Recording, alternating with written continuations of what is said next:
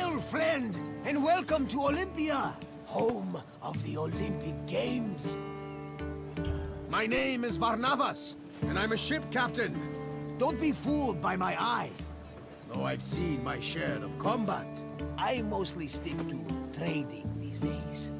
Well, trading and introducing visitors like you to wonderful sights like this. I've often dreamed of competing in the games. If my sight was better, my legs and arms were stronger, and my coin purse was fatter. But that is not what the gods want, so I continue making the best of the path they've laid out for me. We're standing in the main section of Olympia, where the Olympic Games themselves took place. Over the course of the festival, athletes competed against each other for prestige and glory to honor themselves and their cities. Enjoy your visit, friend. I'll check in when you're done to make sure you've been paying attention.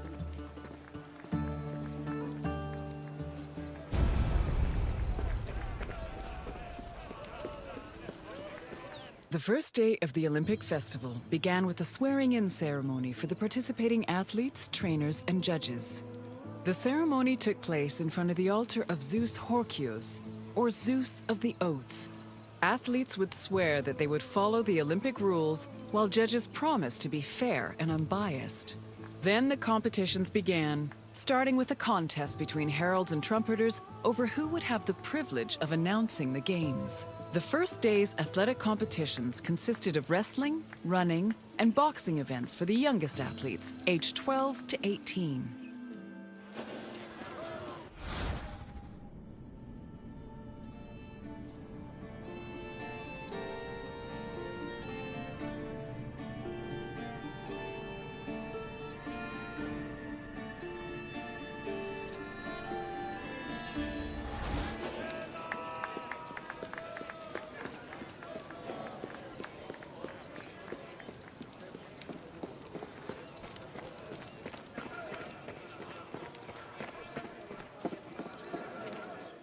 The second day began with a grand procession into the Hippodrome to celebrate the start of the popular equestrian events. The most anticipated and spectacular of these was the Quadriga, a four-horse chariot race.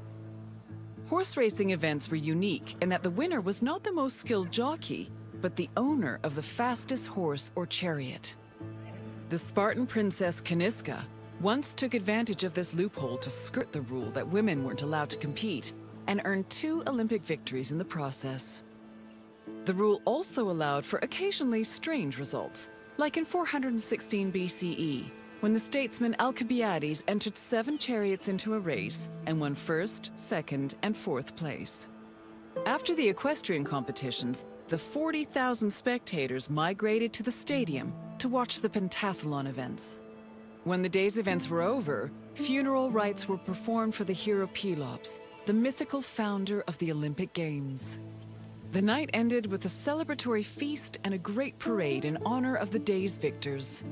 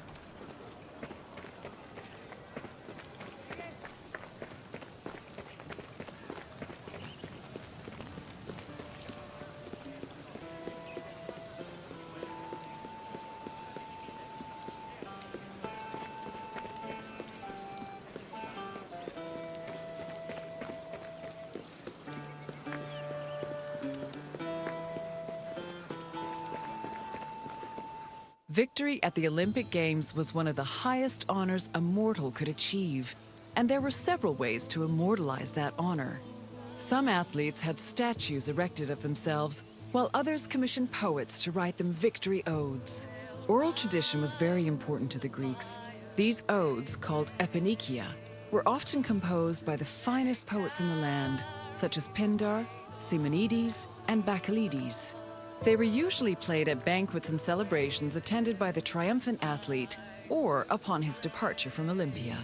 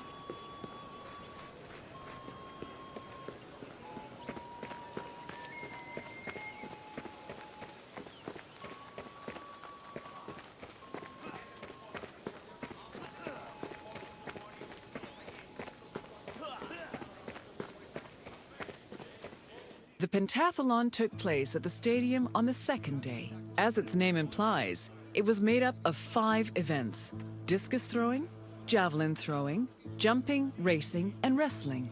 There are several differences between the ancient version of events and their contemporary counterparts. For example, ancient long jumpers held weights in their hands to give them momentum to launch, since there was no run-up before the jump.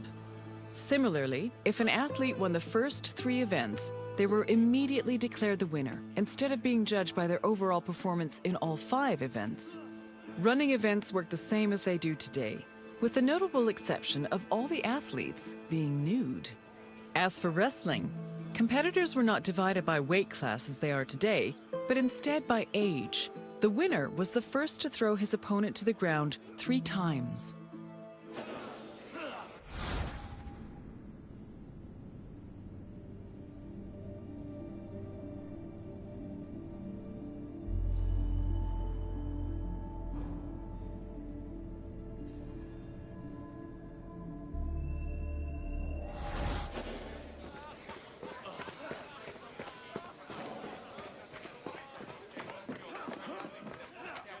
Day 3 started with the most important event of the festival. A procession of Hellenodikai, ambassadors, competitors, and animals made their way to the great altar in front of the Temple of Zeus. The animals were then offered as the official sacrifice of the festival. The afternoon of Day 3 was dedicated to foot racing events. Running was the oldest event of the Games, and in fact was the only event at the first Olympics. The main race was called the Stadion, which was a sprint of around 180 meters. The winner was granted the honor of lending his name to the 4-year period between the Games. This period was known as the Olympiad. The 4 years that followed the first Games in 776 BCE were known as the Olympiad of Coroebus of Elis, the first Olympic champion. Once all the competitions were over, a public banquet was held in the Prytaneon to celebrate the day's victors.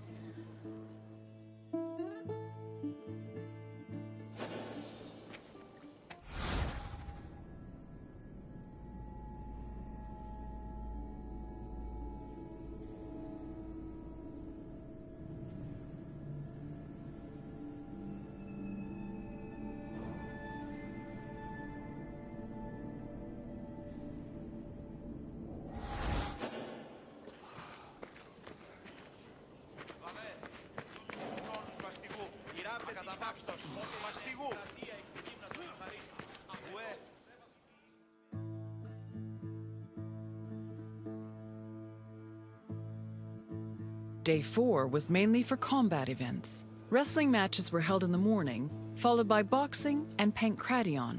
Pankration was a no-holds-barred mix between wrestling and boxing. Almost all moves were permitted, except for biting, poking the eyes or mouth, and striking the genitals. The event was very popular, and it was seen as the ultimate expression of strength and technique. Later on in the afternoon, there was a unique racing event called the Hoplitodromos, or Race in Armor. In this event, competitors wore a helmet and held a shield to simulate running in the battlefield.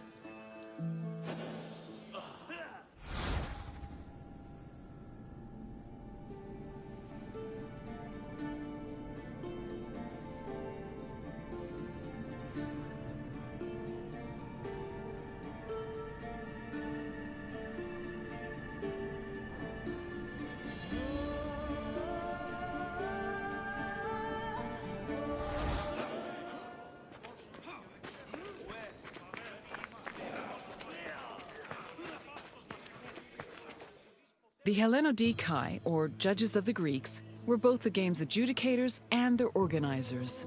They hailed from Elis, the city in charge of the sanctuary of Olympia, and new judges were elected each Olympiad. They had several responsibilities. Before the game started, they decided which athletes would be allowed to compete and supervise their training. They also drew lots to make the competition brackets. During the games themselves, they picked the winners and kept an eye out for foul play. For the latter, they were assisted by stick and whip-wielding umpires who stood near the athletes and punished them if they were caught cheating.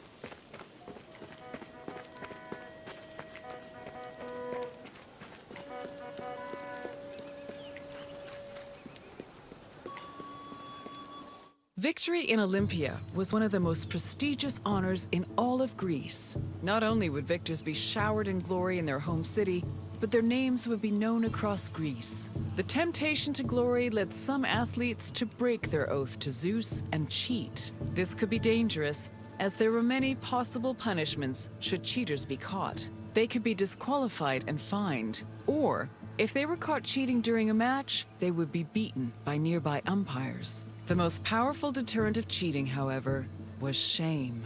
At the foot of Mount Kronios, and on the way to the stadium, were a group of bronze statues called Zanes, the plural of Zeus. These statues were inscribed with the names of the cheating athletes, how they cheated, and the fine that was imposed. The Zanes, which were funded by cheaters' fines, were strategically placed to be highly visible. Individuals or even entire cities could be found guilty of cheating.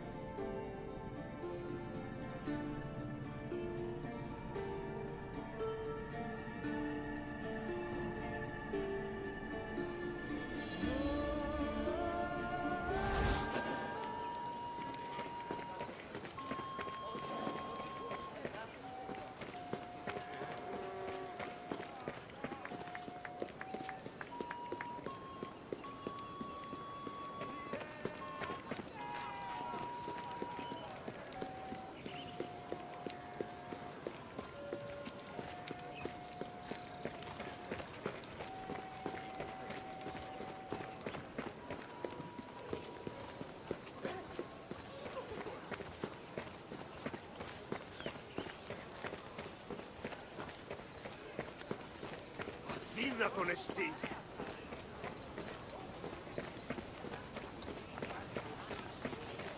Εις φαντασίαν πλέον.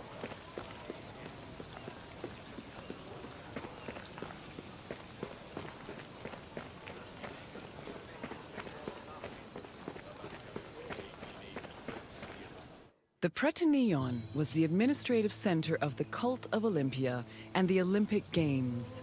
The building housed the sanctuary's priests as well as the game's officials. It was also used to stage the grand banquet held on the evening of the third day to honor victors. It also had a sacred function. Its central chamber was the location of the Fire of Hestia, a sacred flame that burned day and night. This fire was used to light the other altars around the sanctuary. This practice may have partially inspired the modern tradition of carrying the Olympic torch.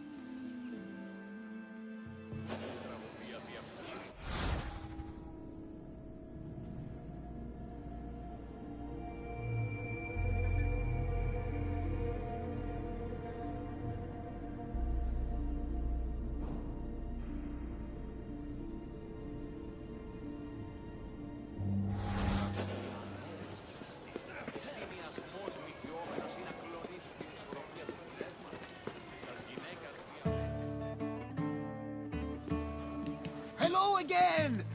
I hope you enjoyed your visit. With their spectacular events and lavish banquets, the Olympic Games were a feast for the senses. I am certain even Zeus himself was entertained by the festivities. Now, is there anything else you'd like to do? Wonderful!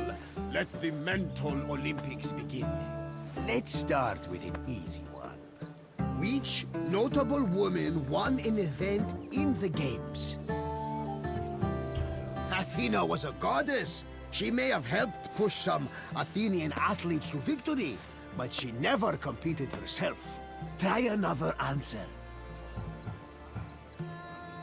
Gorgo was a Spartan queen and the wife of Leonidas. There is no record of her winning an Olympic event. Keep trying. Which notable woman won an event in the Games? No, Aspasia did not participate in the Games. Try again. Correct! She won 2 equestrian events thanks to her savvy horse purchases. This next question is slightly more challenging. Which of the following is not a famous Greek poet? Pindar was one of the greatest poets in the Greek world. Choose another. Simonides was a poet best known for his ability to describe everyday life with clarity and simplicity. Try a different answer. I'm afraid Vachilides was a poet, and a good one too. Try again. You are right! Brasidas was a renowned Spartan general, and he didn't have time for rhymes and pretty words. Time for the final question. How many events were in the pentathlon? No, I won't give away the answer, but I will tell you there was more than one event in the pentathlon. Try again. No, 10 events would be a decathlon, which would be intense even for the Olympic Games. Try another answer. Definitely not. Only a god like Zeus could endure 100 events in a row. Try again. Yes! The Greek word for pende means 5, and the pentathlon had 5 events. Well done, my friend! You truly possess a sharp mind. Very well. Safe travels, my friend.